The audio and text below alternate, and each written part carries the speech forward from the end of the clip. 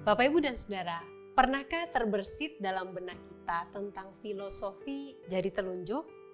Ya, jari telunjuk. Entah siapa dan mengapa jari telunjuk hingga sekarang masih kita percayai sebagai salah satu organ tubuh yang dipakai untuk menunjuk objek lain. Namun, pernahkah kita juga menyadari bahwa ketika kita menunjuk orang lain, sebenarnya kita tengah menunjuk diri kita sendiri. Coba perhatikan tangan kita saat menunjuk orang lain. Saat jari telunjuk kita menunjuk orang lain, maka jari tengah, jari manis, dan jari kelingking menunjuk ke dalam diri kita. Sementara ibu jari lebih memilih untuk tidak menentukan pilihannya. Nah, inilah yang disebut filosofi jari telunjuk.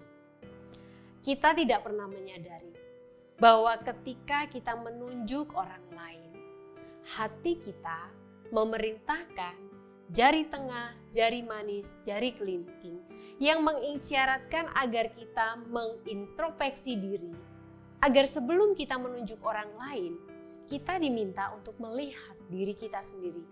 Sudah pantas atau tidak saya melakukan hal tersebut?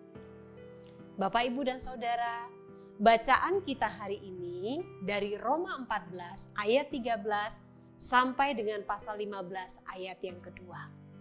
Karena itu janganlah kita saling menghakimi lagi. Tetapi lebih baik kamu menganut pandangan ini.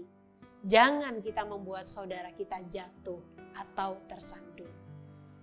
Kalimat ini menjadi peralihan dari larangan di mana kita tidak saling menghakimi lagi kepada satu tema yang baru, yaitu bahwa orang yang kuat imannya diminta untuk membatasi kemerdekaan mereka demi kepentingan orang yang lemah imannya. Secara negatif, Paulus meringkaskan apa yang dikatakan dalam pasal 14 ayat pertama sampai dengan ayat yang ke-12, yaitu janganlah kita saling menghakimi. Mengingat apa yang dikemukakan di atas, yaitu bahwa kita semua akan dihakimi, maka sama sekali tidak layak kita menghakimi orang lain. Daripada itu, inilah yang harus kamu hakimi. Atau Paulus mengajak kita untuk melakukan hal ini, yaitu supaya kamu tidak menjadi batu sentuhan atau batu sandungan bagi saudara seiman.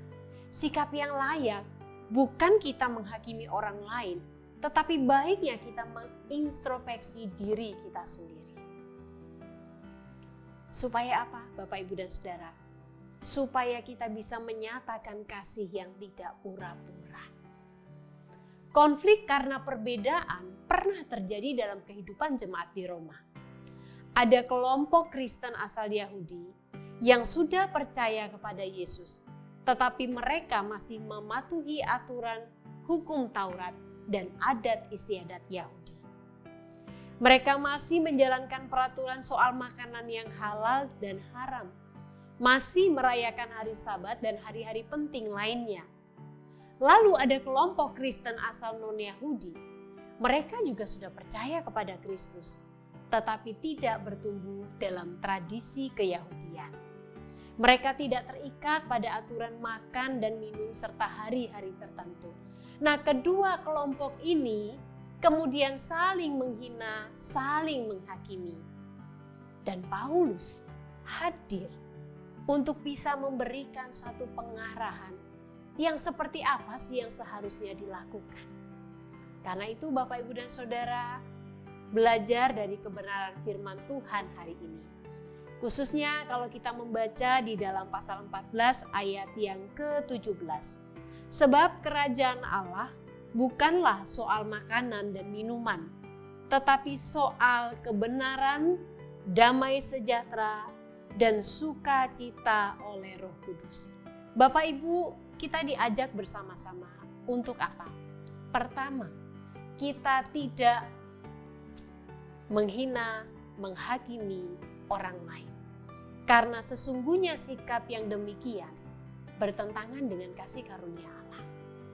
Lalu yang kedua, selama orang yang telah dibenarkan oleh kasih karunia Allah mengambil sikap menghina dan menghakimi orang lain, maka sebenarnya pengertian mereka mengenai kasih karunia itu masih begitu dangkal. Dan Bapak Ibu, kemudian apa? Mari kita belajar menjadi orang yang tidak terlalu mudah untuk menilai orang lain, apalagi menghakimi orang lain. Sebab mungkin kalau kita mengintrospeksi diri kita, hidup kita mungkin masih tidak lebih baik dari mereka. Karena itulah pesan sekali lagi yang disampaikan dalam renungan hari ini adalah, mari kita sebaiknya kita hidup sebagai keluarga Allah yang saling mengasihi dan saling membangun. Supaya apa?